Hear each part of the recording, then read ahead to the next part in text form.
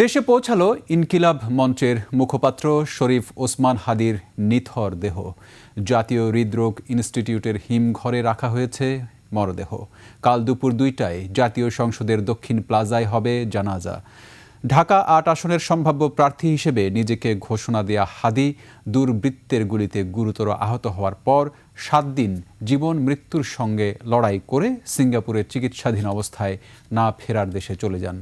জুলাই গণঅভ্যুত্থানের এই অকুতোভয় যোদ্ধার মৃত্যুতে শনিবার রাষ্ট্রীয় শোক ঘোষণা করেছে সরকার।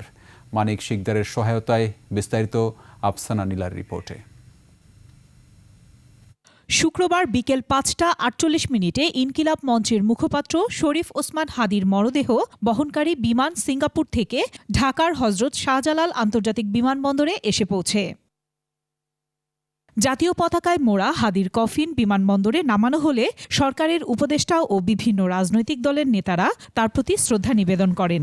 এ সময় স্থানীয় সরকার উপদেষ্টা আদিলুর রহমান খান, বিএনপির স্থায়ী কমিটির সদস্য সালাহ উদ্দিন আহমেদ, জামায়াতে ইসলামের সেক্রেটারি জেনারেল মিয়া গোলাম পরওয়ার, দৈনিক আমার দেশ পত্রিকার সম্পাদক মাহমুদুর রহমান, জাতীয় নাগরিক পার্টি এনসিপির সদস্য সচিব আখতার হোসেন ও মুখ্য সংগঠক দক্ষিণাঞ্চল হাসনাত আবদুল্লাহ এবং ডাকসুর ভিপি সাদিক কায়েম উপস্থিত ছিলেন।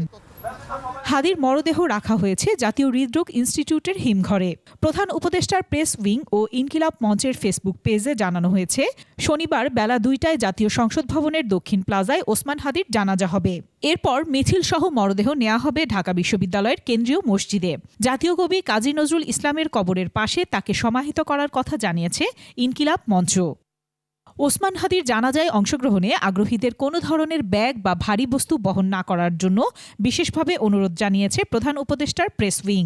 এ সময় সংসদ ভবন ও এর আশপাশের এলাকায় ড্রোন ওড়ানো সম্পূর্ণ নিষিদ্ধ করা হয়েছে।